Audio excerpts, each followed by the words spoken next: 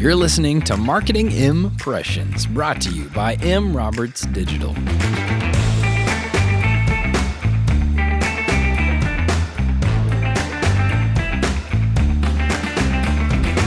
We are data-driven marketing experts who develop, deliver, and optimize business growth campaigns.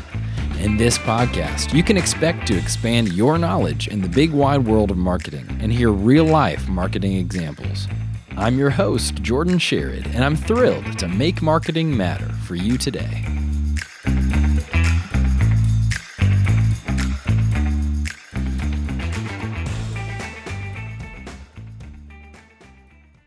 Okay, so last week we looked at the amazing world of targeted digital advertising, but we didn't really go into the specifics of the targeting tactics.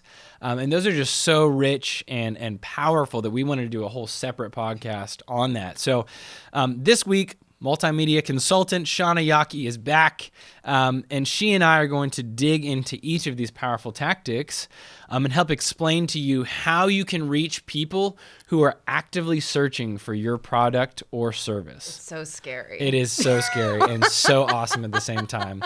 The reaction, I don't know about you, but the reaction I get when I feel like I accurately describe that, a lot of times people just stand there kind of like in silence, stunned, processing what I just said, and then they're like, "No, you can do that." Yeah, no, I get that which is reaction so cool. a lot too. And it really is. It's great because I feel like you don't waste your dollars, and then you're not wasting or advertising to somebody who has no interest in your product or service whatsoever. Yep. So today we're going to talk about 8 primary targeting tactics that marketers use to target the exact people who are interested in their product or service. So we're just going to dive right in. We're going to go into it.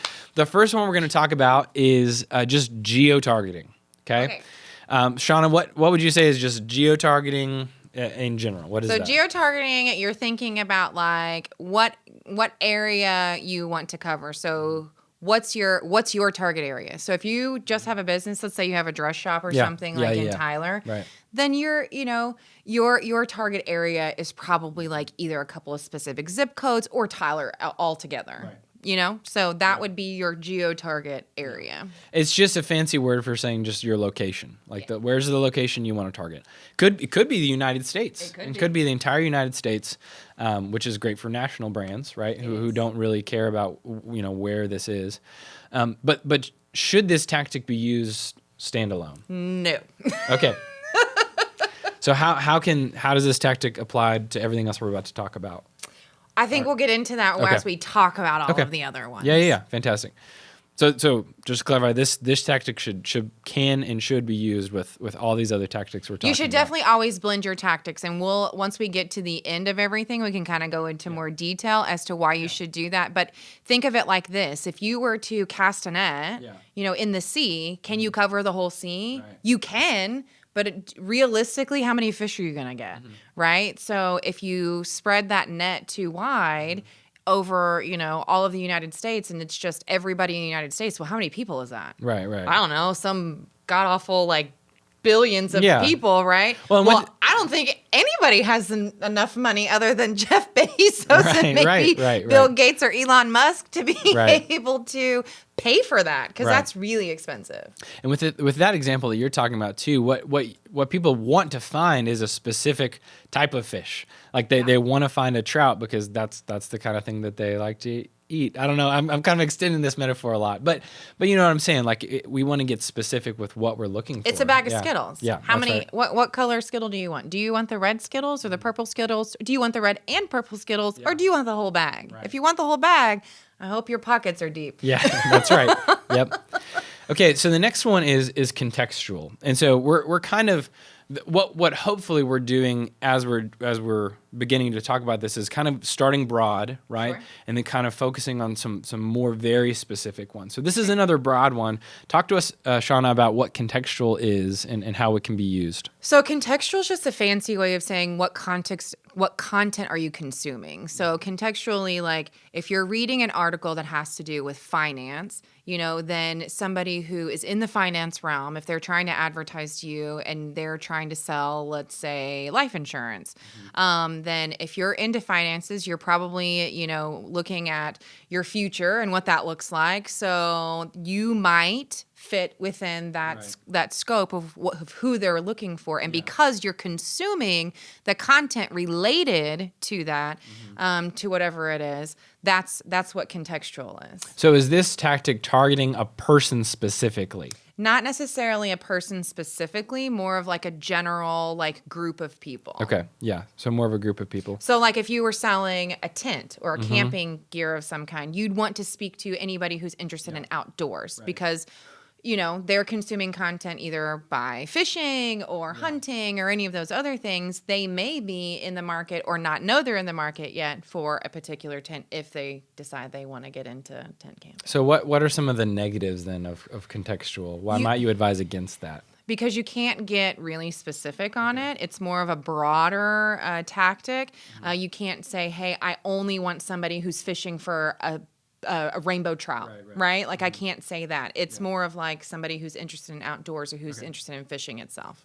So who would be a good candidate for contextual targeting? I would say like a national brand, right? I would agree with that. Bigger guys who really have the money and can apply to more people. Yeah, I think it depends on the category, really. Yeah. If that category exists for what they're trying to, there's their product or their service that they're selling. If it does exist, I think they're a good candidate for it. It should always be one of your blended pieces too. Yeah. Or considered in one of your pieces. Okay. So the next one is just demographic. Again, we're talking kind of broad here, but demographic targeting. Does it sound like what it is? Is that what's going on here? It depends on if you're in the marketing world or not. Okay, yeah. Demographics are basically gender, age, household income level, relationship status. Sometimes express interests. If you're married, single, divorced, widowed, do you have children? Are you a parent? How old are your kids? Are they elementary age? Are they middle school? Are they high school? Are they college age? Like where do you fall in that? There's so many things that can be included in demographics. Yeah. So it's let me get this straight. It's more targeting a person's, I guess, traits or things that that are about them. Just more factual kind of this. Yes. This person So it is. It's based off factual things like this is. You do have a child that falls within this range. You do make this much money. You do have this title. Let me correct me if I'm wrong. I feel like though then, if you're just doing targeting on demographic, you're assuming a lot about that person. Absolutely. Like because you're a mom who's between 30 and 40, obviously you like organic everything, and you are vegan, and you only feed your children this, and you only go, and you garden, and you, and you like to wear your hair in dreads, and you're totally natural. You don't wear deodorant, and there's all these different assumptions that you can make. Exactly, and that may totally be not true at all. I fall within that age category, and I am not a lot of those things. Yep, that's right.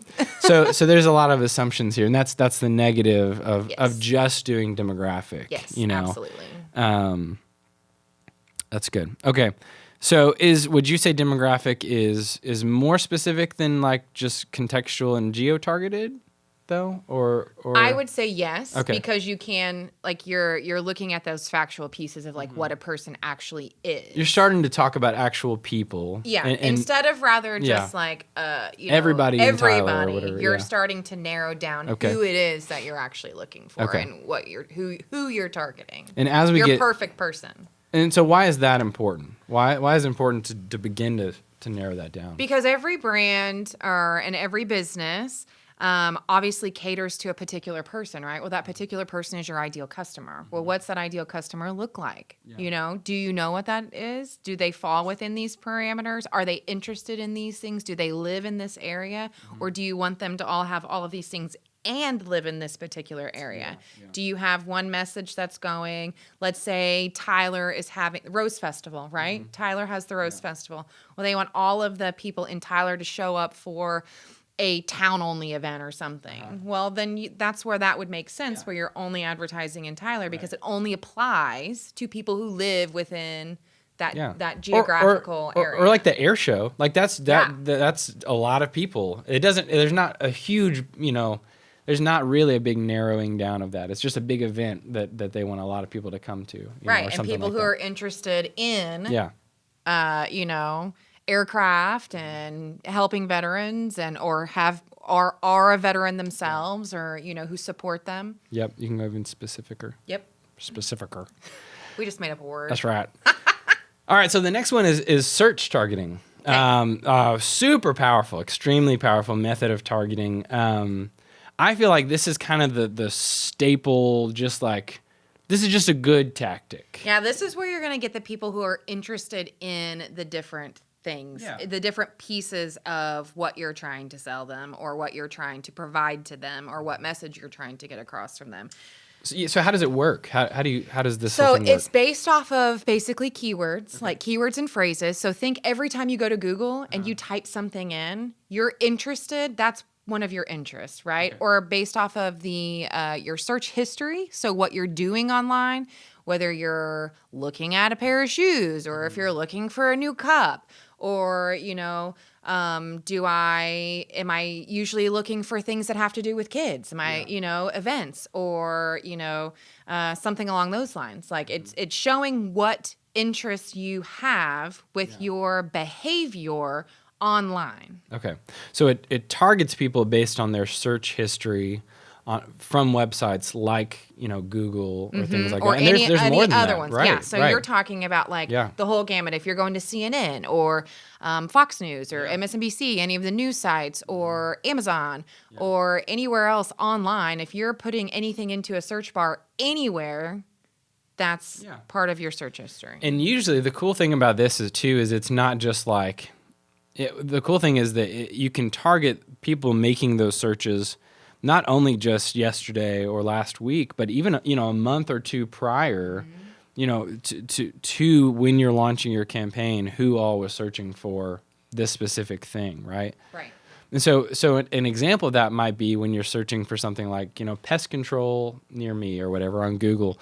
Yep. You may begin to see banner ads or videos for pest control companies in your area who are paying for that targeted advertising, right? So you got captured and put into a user pool for a certain amount of time, and then you are then being targeted by companies and businesses who are paying to target people in those user pools. And think about it too, like sometimes if you remember, like if you're looking for pest control, let's say back in whatever time frame it was, and then you don't get targeted for pest control until like 6 months down the road.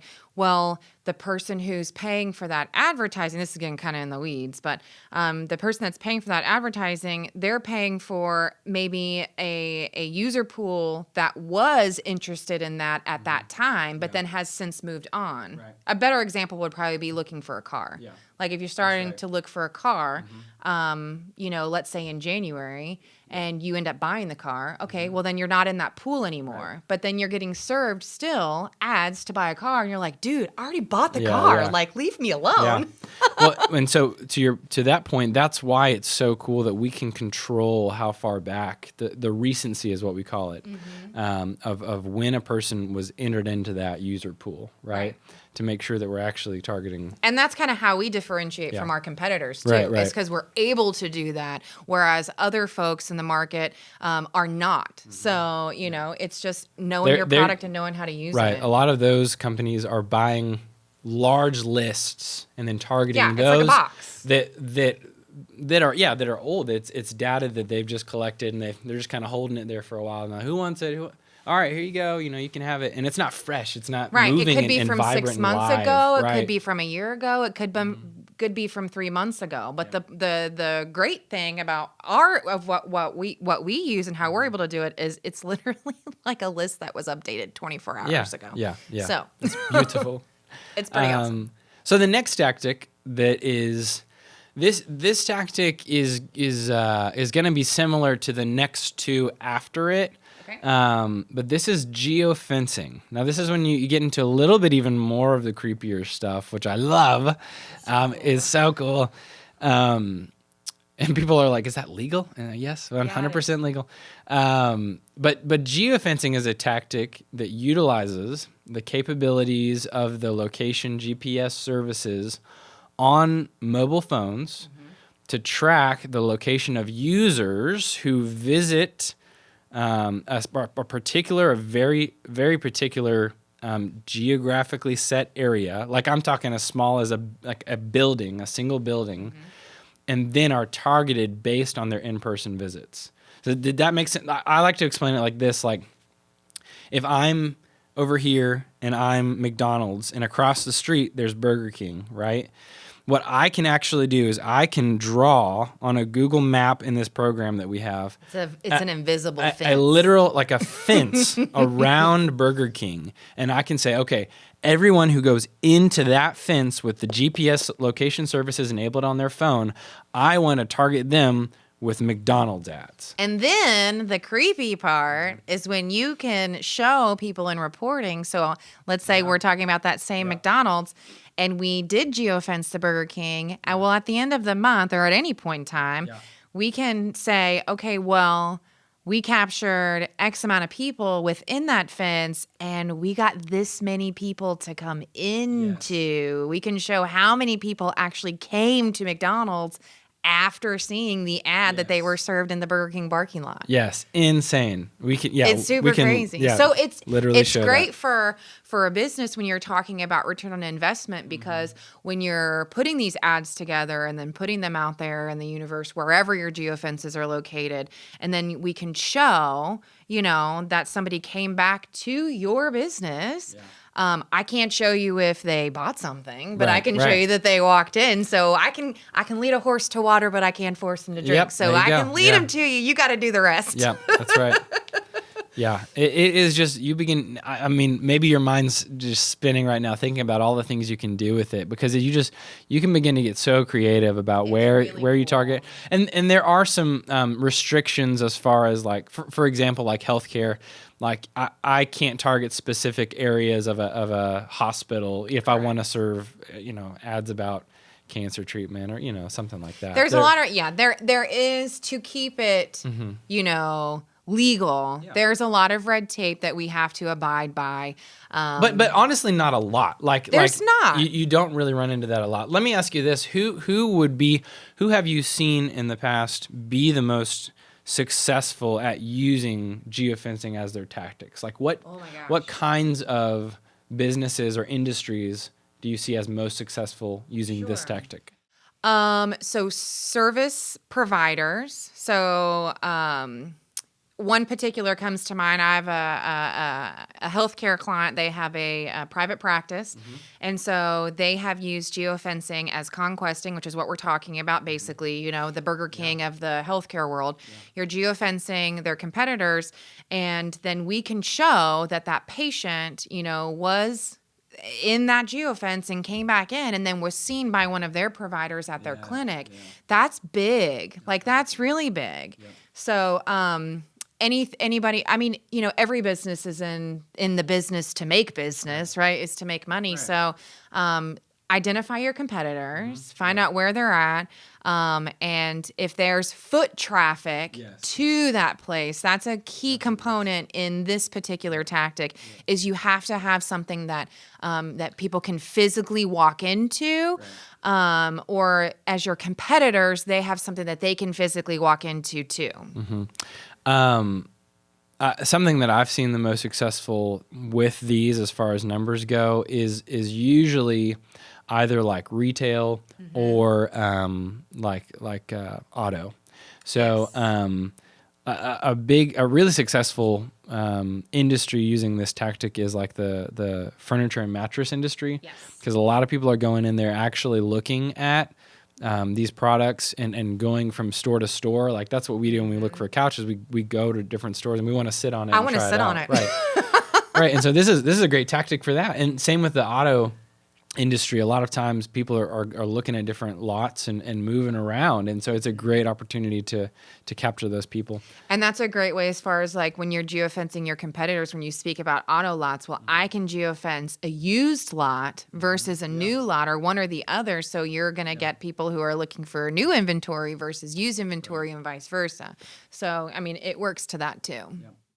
Okay, so let's talk about specifically another very cool way that we can use geofencing. We call this next tactic event targeting. It's what it is. You're targeting an event using geofencing. So how does that work, Shawna? Okay, so same situation. Let's say that the square in Tyler, let's say Red Dirt's happening, right? Everybody's familiar with Red Dirt. It's a concert on the square if you're not.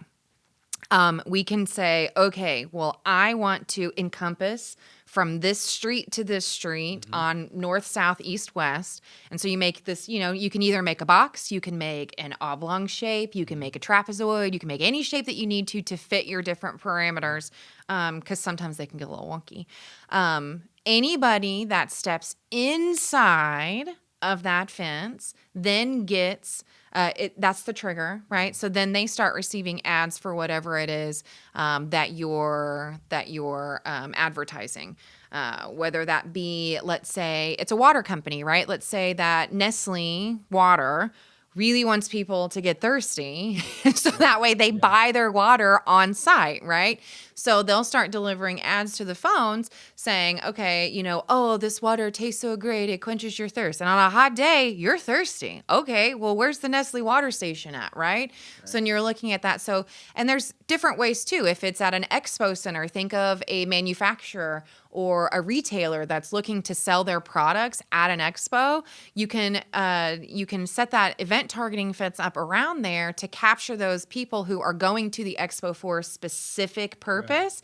And that's usually right in line with whatever you're selling. Yeah. And so then you can either hit them while they're there or hit them afterwards after they've left with whatever it is that you're trying to get them to do. So what's so cool, this is just a fun idea.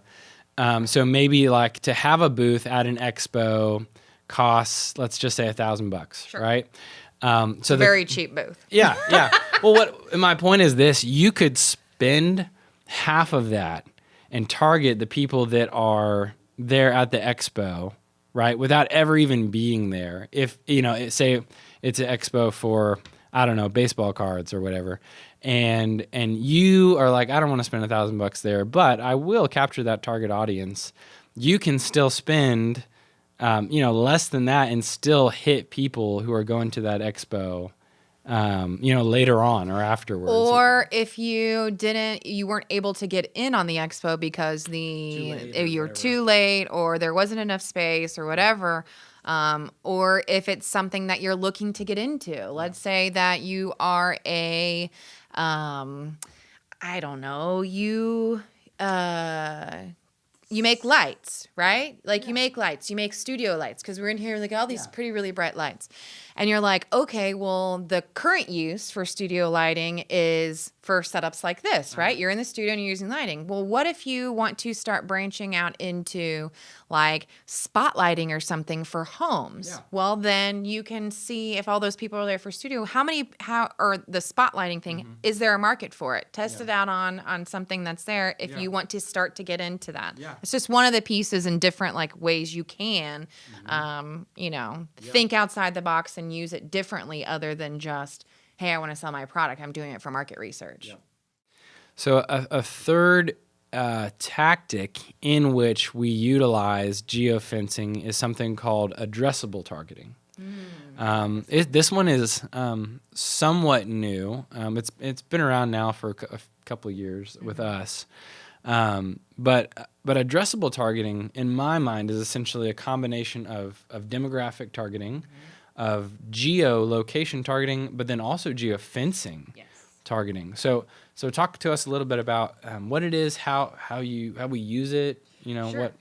So addressable is basically outlining different households, but the household includes your entire plot of land. So let's say that you sit on a half an acre, right? I'm only going to take your property lines and deliver ads to your particular property. Because what if let's say for this instance, I want a young family that makes a certain amount of income, that is interested in outdoors because I'm selling bikes. Okay. Because, in the pandemic, everybody needed a bike and there were no bikes anywhere. So I'm sure there are lots of bikes out now that people need to sell. So I want that young family that sits on their property. I don't really want their neighbor that could be, an elderly couple who, has no interest whatsoever in bikes. I don't want to hit them. I only want this. And because the way it works is it will hit all of the different devices that are correlated and related to that particular household, it can follow them around wherever they are. So let's say, you live at your house, right? And I'm trying to sell you a bike. Well, I'll deliver you an ad and won't necessarily hit you in your house. It may hit you while you're at work. It would follow you everywhere. But it's going to get you on all of your devices. It's going to hit you on your mobile device. It's going to hit you on your iPad. It's going to hit you on your laptop. And nowadays you have to think about your connected TVs too. So if you have a smart TV, I can hit you on your smart TV, which is super impactful. So what I'm hearing is, with this marketing, with this tactic, we can select demographics in a certain area, like 18 to 30-year-old homeowners who don't own a pool in Los Angeles. And then after that selection, geofences are automatically generated around the home of everyone who meets that criteria. Correct. Right?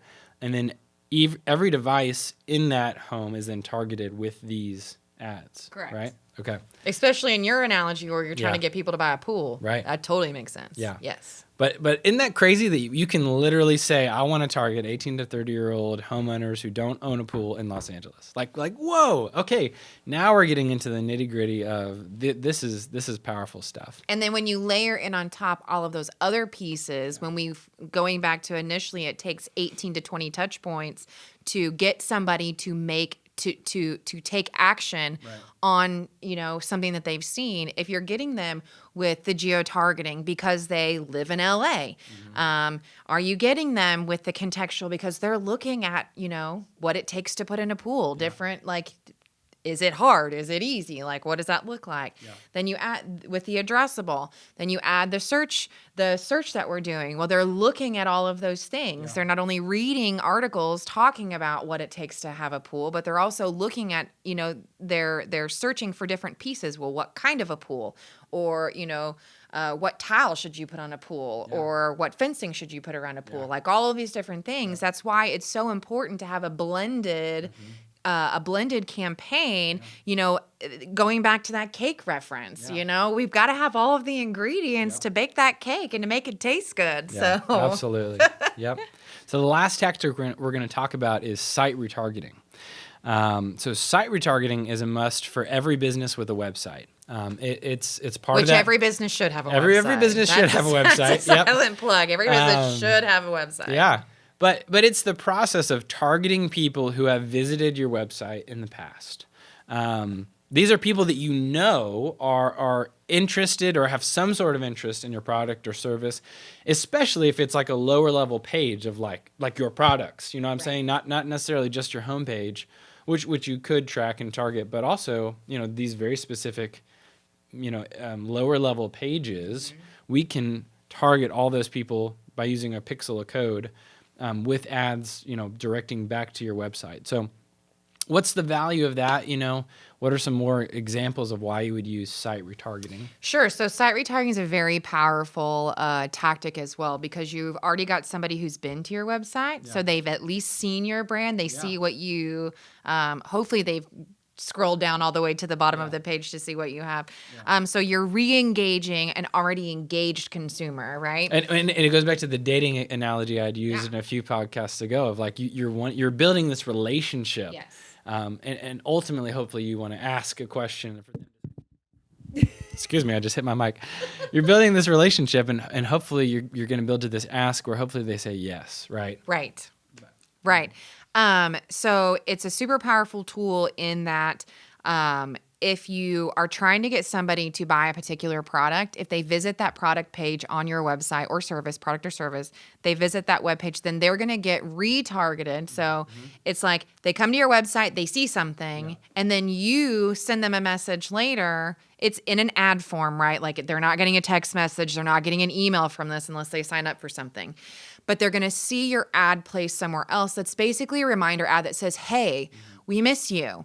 Why did you leave us? Come back and see us, please. We'll give you, we'll give you this. Or you missed this the last time you were here. Or, hey, don't you remember me? Come see me. Come back, please come back.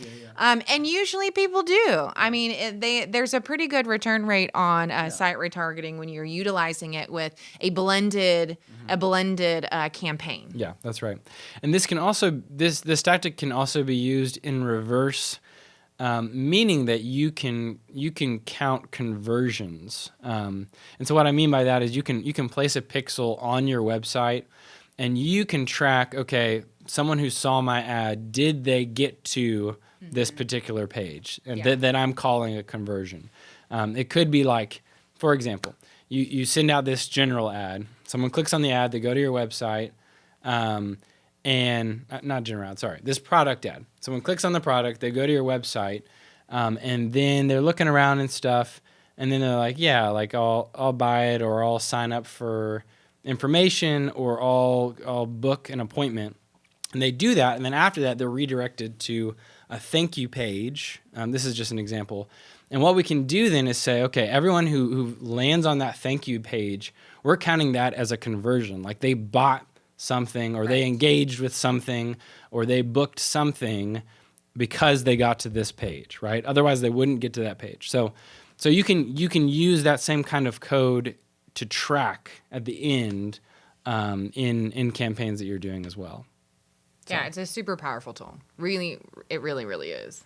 So hopefully you guys have seen. There are lots of different tactics. You should be using most of them. So many. Yeah, all of them.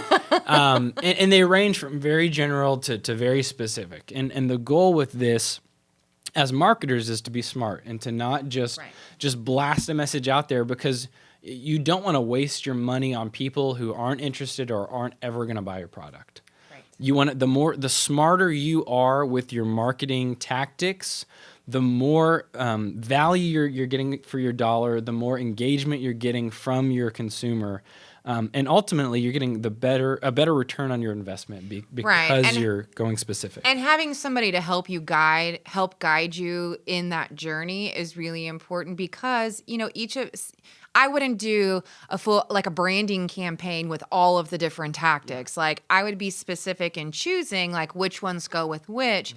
For different goals. And it all comes back to the client and what's the client trying to do? What is the end goal? What are we trying to accomplish with this campaign? And so, just tailoring those specific to each individual campaign to that client is